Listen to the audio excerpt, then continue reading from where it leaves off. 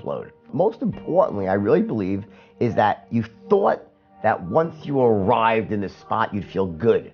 And when you don't, you're like, that's when you're like, what do I do? Like, how do I make sense of my life now? And then drugs help you make sense of that for a short time. And that's a really big part of it. And that's why people tend to try to, like, what's the next thrill? What do I buy? You're always trying to see, if I do this, I'll feel good. If I do this. So finally, for me, this great journey I had in my life was, making all this money, a rise and a fall. And then finally, like, after the fall, meeting the right woman.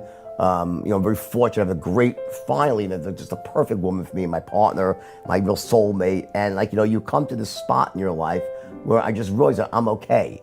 Like, I'm good. And then once you're there, the money becomes amazing.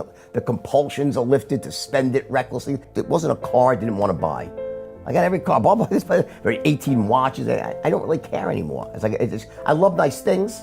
Still love to fly private, why not? But the point is, it's not like I feel like that I'm trying to fill something by doing that.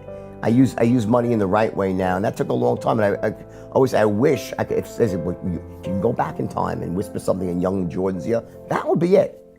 Like, you're okay. Yeah. Like, you're okay, and no one cares. Like, everyone's got their own going on. Like, no one's looking at you, and it's like it's all in your own head. If at the end of the life you have a partner, a wife or a husband or a significant other that you really connect with and understands you and you can trust, a couple of good friends, you're doing really well in this world. I had this desire for instant gratification. It's just sort of a mentality that you want everything tomorrow. Now, looking back as a sober adult now, I'm 50 plus years old, right? What is business? What is the purpose of business? The purpose of business is to monetize the delivery of value. That's what businesses do, right? A business has a product, a good, a service. Which solves the problem of a customer. Yeah, and it's valuable to someone else, right? And the purpose of an organized business is to deliver the value in a way that actually makes money. Like, if it costs you more to deliver the value than you can get from the customer, well, then you lose money, you're not in business. So the purpose of the business is to deliver value, right? Facebook's a great example, and at least in its early days, they were just creating something that everyone wanted. There was no way to monetize it. They said, we'll figure out to monetize it later, and that was through advertising, right? Right? So in the early days, it was very pure, and Google the same thing. And a lot of Silicon Valley does work in that model. Delaying the gratification. Yeah, or just let's build something that everybody wants. We'll figure out how to make money on it later, right? That was a mistake I made. It was. In other words, for me, it was about, how do you make money? Just make money, not let's deliver value. What I should have done is hire the best bankers and analysts out there so I can get the best products to sell and have these unbelievable products too, and then use my sales force to distribute those amazing products. Right. Instead, my sales roared ahead of my investment banking, and I ended up having a complete topsy-turvy where I had the greatest sales force in Wall Street history and a terrible investment banking. So it was, and then once I got in trouble where I got but the SEC said, sued me civilly, right? A lot of the better companies got nervous and shied away. Right. So then it becomes a self-fulfilling prophecy. When you go to jail and you lose, it's like losing the game of life. They always say, your values don't really change that easily unless a disaster happens. I was forced to re-examine my value system. My number one value in my 20s was, how do I make more money? I want to make money. I want power, money, hot women, sex, money, power, right? And I'm not alone like that in my 20s, but that was my values, right? Today, making money is not even my top 5 values, and I love money more than ever. Because I know I don't have to worry about that. If I just give value to people, I possess the skills to turn it into a profitable business. The more value I give, the more people I reach, the more money I make. I don't have to put money first. Money is the outcome of giving massive value and applying correct business principles versus waking up every day saying, how do I make more money? We should just rip people off. Maybe we should pump the stock. Your brain is a computer, and if you ask it bad questions, it gives you some bad answers. How do I make more money? How do I make more money? Well, we could always, kind of collude with that firm over there and do this again. Now, I wouldn't do, if I had one person who ever complained, here's your money back. I don't want anyone to touch my life and not think they got 10 times a better deal from me than I got.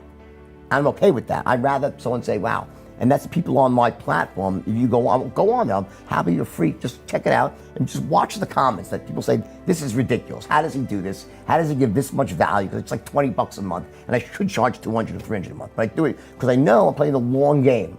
You know what? I'll get 1 million people on it. Very different story. And look at Jeff Bezos, it's a great example. Yeah. People say, how is he doing all this stuff? How is he giving away books? He was losing money.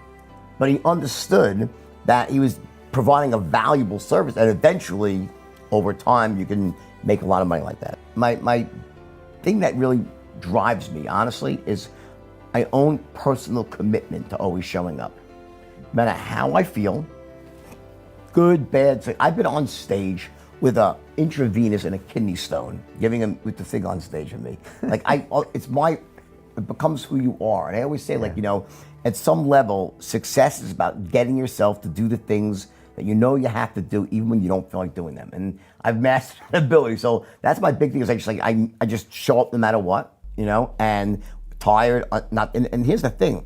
Right now, I was tired this morning. I come here, I feel great. Once we're done, it's all. You'll be tired again, yeah. And then when I'm doing it, it's awesome. The problem is the downtime. Here's the thing. You're capable of doing more. You know this. You're capable of pushing yourself more, of showing up when you have to. So much of it's in your head, and it's excuses and sort of not feeble thinking, just like disempowered thinking. To think that it's all in your head. You can train yourself to be someone. I want to be known as someone that always shows up. How many more years do I really have on this earth? And 30, 35, and you start to, I'm at the point in my life where I feel very mortal. I didn't when I was younger. And because of that, I'm making it a point to enjoy every day. I'm not allowing myself I refuse to not enjoy myself. I refuse to get caught up in the negative thinking and the small stuff, because you live once. And I spent so much time needlessly worrying from the time I was 12 to 18 that I'm not this, I'm not that. Good Lord, I always say to my wife, if I would have known when I was 14 that this would have happened, I would have felt so good at 14. There's all these girls and this beautiful wife. All I want was a beautiful wife and this great, but I hurt myself. You get it? And I think a lot of people like that. And I'm at the point now I finally don't do that anymore. I love where I am now. I love where I'm going, and I'm slowly but surely reconciling, making sense of my past. It's every day is just truly coming to peace with the mistakes that you've made. I never let them disempower me. Right. I learned from my mistakes, but it's trying to truly feel good about my whole life in sequence right now. I refuse to let my current days not be great, but I still do. I won't deny it. You look back and you still get a bit of pangs of what happened, and sometimes that's healthy.